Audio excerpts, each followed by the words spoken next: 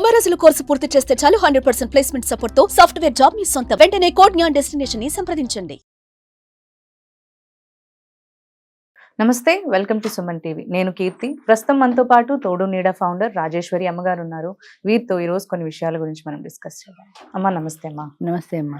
మాకు friends circles లో చూస్తూ ఉంటాం ఏంటంటే, మనకి ఒక అబ్బాయి బాగానే మంచి అబ్బాయి అయినా పెళ్ళైన తర్వాత అయినా కానీ ఏదైనా రిలేషన్షిప్ లో వాళ్ళు మంచి చూసుకుంటారు, చక్కగా ఇష్టపడుతూ వాళ్ళకి నీట్ గా డీసెంట్ గా వాళ్ళకి రెస్పెక్ట్ ఇస్తూ మంచి చూసుకుంటూనే ఉంటారు. అయినా వాళ్ళని ఏదో టేక్ ఇట్ ఫర్ గ్రాంటెడ్ గా తీసేసుకుని వాళ్ళని చులకనగా చూడడం, లేదంటే అసహ్యించుకోవడము. అంతేకాకుండా మళ్ళీ ఇంకో రిలేషన్షిప్ ఎలా ఉంటది అంటే, అది వాళ్ళు ఎంతో కష్టం, అసలు పట్టించుకోరు, అసలు వాళ్ళకి వాల్యూ ఇవ్వరు, ఫోన్ చేసినా మాట్లాడరు, మెసేజెస్ కి రిప్లై ఇవ్వరు, కలుద్దామన్నా కలవరు, పట్టించుకోరు అసలు మొత్తానికి. అయినా కానీ వాళ్ళ వెనకాలే పడుతుంటారు, వాళ్ళ మీద ఇష్టం చూపిస్తుంటారు. ఇది ఎక్కడ లాజిక్ అమ్మా? అసలు నాకు అర్థం కాదు. ఇది అందని ద్రాక్ష పండు అంటారు సవా, అలాగా మనకు అందిపోయి అందుబాటులో ఉన్న దాని మీద మనకి ఇంట్రెస్ట్ సహజంగా. మనకి అందని దాని మీద ఉంటుంది. ఇప్పుడు బజార్కే వెడతాం, మనం ఒక చీర సెలెక్ట్ చేసుకుంటాం, పక్కావిడ ఏదో సెలెక్ట్ చేసుకుంటుంది. మన చీర కంటే మన దృష్టి పక్కావిడ చీర మీద ఉంటుంది. అది తీసుకోవాల్సిందేమో, నేను ఇది తీసుకున్నాను అనుకుంటాం. ఆవిడ అది పక్కన పడేసి అనుకో వెంటనే లాగేసుకుంటాం. ఎందుకని? దూరపు కొండలు నునుపను అందని ద్రాక్షలాగా అది మనకు అందుబాటులో లేదు కాబట్టి దాని మీద మనకి ఇంట్రెస్ట్ ఎక్కువ ఉంటుంది. ఇప్పుడు హోటల్ పోయి నువ్వు దోశ ఆర్డర్ ఇస్తే పక్క వాళ్ళు పూరి ఆర్డర్ ఇచ్చారనుకో, నేను కూడా పూరి చెప్పాను అనిపిస్తుంది. ఎందుకని? ఇది కూడా ఒక మానసికమైన బలహీనత. అట్లాగే నీకు అందిపోయిన దాని మీద నీకు ఇంట్రెస్ట్ లేదు, ఆల్రెడీ ఇది మనకు అందుబాటులోనే ఉంది కదా, అందని దాని మీద దాన్ని ఎలాగైనా పొందాలి అనే ఇంట్రెస్ట్ ఉంటుంది. ఇప్పుడు 24 గంటలు నీకు సేవ చేసే నీ పెళ్ళ మీద నీకు ఇంట్రెస్ట్ ఉండదు. ఆఫీసులోనో ఇంకో చోట పరిచయం అయి నేను పట్టించుకోదు, సో దాని చుట్టూ కుక్క పిల్లలాగా ఎందుకని వెంటబడతారు? దాన్ని ఎలా అయినా నేను సాధించాలి, ఇది దొరికింది, ఇది ఎక్కడికి పోదు, ఇది ఫిక్స్డ్. దొరకని దాని మీదనే ఆత్రం ఎక్కువ ఉంటుంది. అదేమన్నా సైకలాజికల్ గా అదొక, అంటే వీళ్ళు ఒప్పుకోవట్లేదు కాబట్టి ఒప్పుచాలి, ఎలాగైనా ఆ మేలిగో ఉంటుంది. అంతేకాకుండా అవతల వ్యక్తి వద్దన్న కొద్దీ దాని మీద ఇంట్రెస్ట్ పెరుగుతుంది. వద్దు అన్నప్పుడు దాని మీద ఇంట్రెస్ట్ పెరుగుతుంది.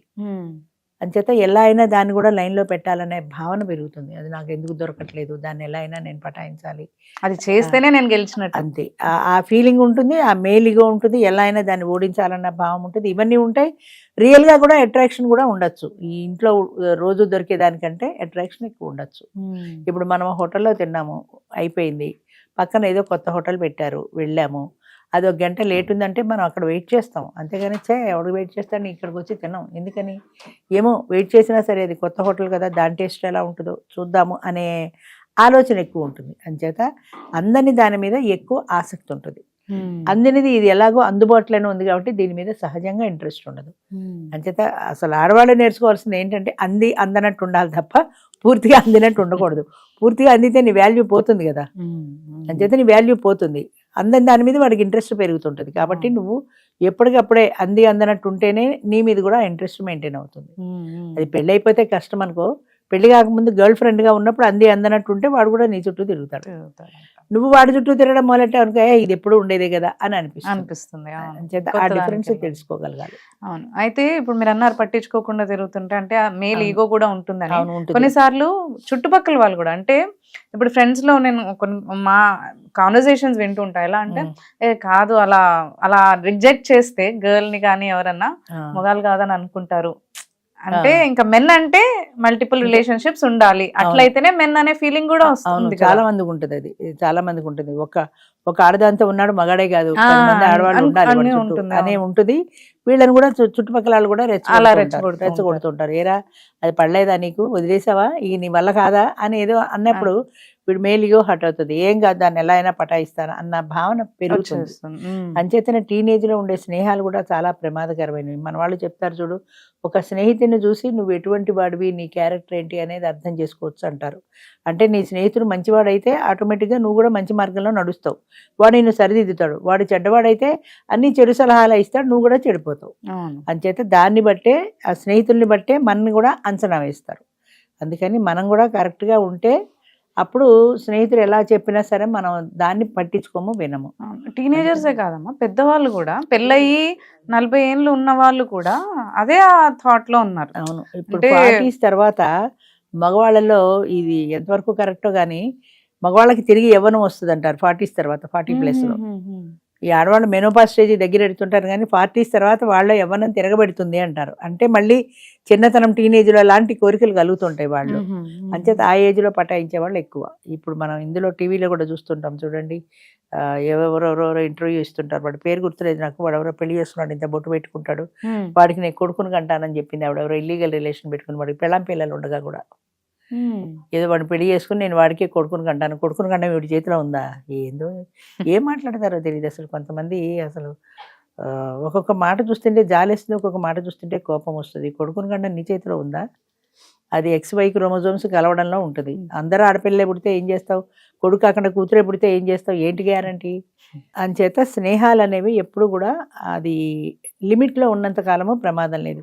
స్నేహం అనేది ఎంతసేపు అవతల వ్యక్తిని పటాయించడము, మన లైన్లో పెట్టుకోవడము, సెక్స్ కోసం అన్న భావనలో స్నేహం చేస్తే అది ఎప్పటికీ నిలబడదు. ముఖ్యంగా ఆడదానికి అది చాలా ప్రమాదకరమైంది కూడా.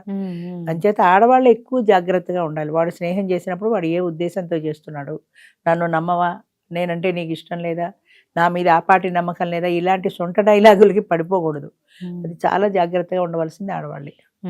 అంటే ఇక్కడ మనకి ఈ వీళ్ళని కూడా ఆ మాత్రం వీళ్ళు ఆలోచించలేకపోతున్నారు. అంటే ఇక్కడ ఒక పక్కన మంచిగా చూసుకునే వాళ్ళు ఉన్నా గానీ, మీరు ఉన్నా అన్నట్టు సరే, ఒకసారి attraction. చెప్పారు హస్బెండ్ బాగానే ఉన్నాడు, మంచినే ఉన్నాడు, అయినా కానీ నేను డైవర్స్ ఇచ్చేసి వేరే వాడిని చేసుకుంటాను. చేసేసుకుంటా, వేరే అలాంటి వాడు మంచివాడు thought ఏంటి వస్తుందా? గ్యారంటీ నీకు, అదే చెప్తున్నా కదా కొత్తతనం. మ్మ్. నన్ను అంటే ఇప్పుడు ఈ భర్త బాగానే చూసుకుంటున్నాడు కానీ ఈవిడికి ఎమోషనల్గా ఈవిడికి ఆ లవ్ కబుర్లు చెప్పట్లేదు. భర్త అన్నవాడు ఎప్పుడు చెప్పడు కూడా. 24 గంటలు ఏం చెప్తాడు, కొత్తవాడు ఎవడైనా బాయ్ ఫ్రెండ్ అయితే చెప్తాడు కానీ. అంచేత అలాంటి మాటలు అవతల వాడు చెప్తున్నప్పుడు సహజంగా అట్రాక్ట్ అవుతుంది. అందుకని వేరేవాడైతే ఈ భర్త కాకుండా ఇంకెవడైనా అయితే నాకు బోల్డ్ ముచ్చట్లు చెప్పేవాడేమో అని ఊహించుకుంటూ ఉంటుంది. ఆ ఊహించుకున్నది తను నిజం కావాలనుకుంటుంది. నిజం కావాలనుకుంటే విడాకులు ఇచ్చేసి ఇంకొని పెళ్లి చేసేసుకోవచ్చు కదా. కానీ అది కేవలం ఊహ మాత్రమే. రేపొద్దున పెళ్ళి అయితే వాడు కూడా ఇంతే అన్న పరిజ్ఞానం thought అది రాదు కూడా. మ్మ్. ఎందుకంటే మన ఊహలకు అనుగుణంగానే మనం ఊహించుకుంటాం. ఇప్పుడు వీడికి విడాకులు ఇచ్చేసి చేసేసుకుంటే అది విడాకులు ఏమైనా తమలపాకుల చేతిలో పెట్టడానికి మొన్నటికి సంవత్సరాల తరబడి సివిల్ కేసులు తీరవు. మ్యూచువల్ కన్సెంట్ మీద ఇచ్చినా కనీసం 1 year ఉండాలి. నీ మొగుడు ఇస్తాడో ఇవ్వడో, వాడు ఒప్పుకుంటాడో ఒప్పుకోడో. విడాకులు ఇచ్చేస్తారంటే తేలిగా. విడాకులు కావాలంటే వాడి క్రూయాలిటీ నువ్వు ప్రూవ్ చేయగలగాలి. నా భర్తతో, లేదా వాడు ఒక ఇంపార్టెంట్ అయితే నా భర్త ఇంపార్టెంట్ కాబట్టి నేను విడాకులు ఇస్తున్నాను, లేదా ఇలాగ క్రూయాలిటీతో నన్ను హింసించాడు, నువ్వేం ప్రూవ్ చేస్తావు? ఏం ప్రూవ్ చేయకుండా ఊరికే విడాకులు అడిగితే ఇచ్చేరు. అది అది అసలు అమ్మాయికి ఆ కామన్ సెన్స్ లేదు. ఎంతసేపు తనకి కావాలి కాబట్టి అనుకుంటుందే కానీ ఇది ప్రాక్టికల్గా జరుగుతుందన్న ఆలోచన లేదు. అలాంటి వాళ్ళు జీవితంలో ఎంత మోసపోతారు, ఎంత నష్టపోతారు. పైగా కొడుకు కూడా ఉన్నాడు. అదే కొన్ని సంవత్సరాలు జీవించి ఓ 25 ఏళ్ల కొడుకుండి కొంత జీవితం అయిపోయి నీకు 50 ఏళ్ళు వచ్చిన తర్వాత 45 ఏళ్ళ ఇప్పుడు నువ్వు కొత్తగా వెళ్ళి జీవితం మొదలెడితే నీ కొడుకు దృష్టిలో నువ్వేమైపోతావు? వాడు ఏమైనా తండ్రి క్రియల్గా ఉంటే అయ్యో మా అమ్మ కష్టపడింది అనుకుంటాడు. వాడు మనసులో ఎలాంటి భావన వస్తుంది నీ మీద?